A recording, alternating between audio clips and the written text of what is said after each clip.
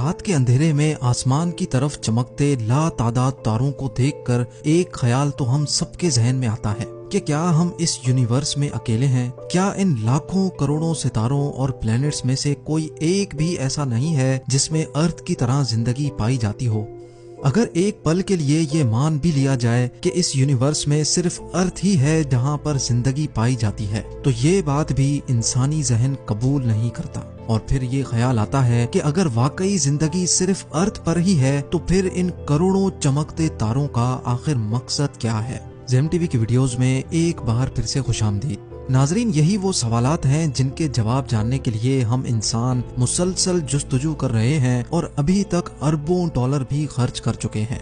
Space में मौजूद दूसरे प्लैनेट्स के अंदर जिंदगी पाई जाती है कि नहीं? अगर पाई जाती है तो आखिर वो एलियंस दिखते कैसे हैं और कैसे अपनी जिंदगी गुजारते हैं?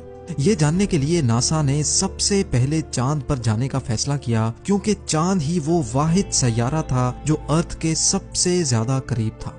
3,84,000 किलोमीटर दूर अर्थ के गिर्द गोल चक्कर लगाने वाले चांद की तरफ 1968 में पहली बार एक स्पेस क्राफ्ट भेजा गया। इस स्पेस क्राफ्ट का नाम था अपोलो 8 और इसका मिशन था कि इसको चांद का एक ऑर्बिट करके वापस आना है। अपोलो 8 में 3 एस्ट्रोनॉट्स भी मौजूद थे जिनको चांद के करीब पहुंचने में पूरे 68 आवर्स लग गए थे। चांद के गिर्द चक्कर लगाने के दौरान इनको कोई अजीब चीज तो नहीं दिखी, लेकिन ये तीनों एस्ट्रोनॉट्स वो पहले इंसान थे जिन्होंने अर्थ राइज देखा था। यानी जैसे हम सनसेट और सनराइज देखते हैं, वैसे ही इन्होंने अर्थ राइज देखा था और इस हसीन मंजर की फोटो भी पहली बार ही अपोलो 8 से ली गई थी। इस मिशन के अगले ही साल यानी जुलाई 1969 में नासा का स्पेस क्राफ्ट अपोलो 11 पहली बार चांद पे लैंड हुआ था और कमांडर नील आर्मस्ट्रॉन्ग वो पहला शख्स था जिसने चांद पर कदम रखा था। आल्ड्रिन और नील आर्मस्ट्रॉन्ग ने चांद पर 2 घंटे 15 मिनट तक मून वॉक की और वहां की मिट्टी के सैंपल्स लेकर वापस अर्थ की तरफ रवाना हुए।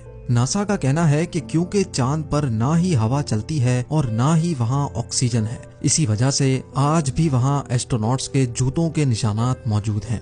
नासा के मून मिशन के दौरान तो किसी को भी एलियन नजर नहीं आए, लेकिन चांद के गिर्द घूमने वाली सैटेलाइट जो मुसलसल हमें चांद की फोटोज भेजती है, उसमें काफी कुछ देखा जा चुका है।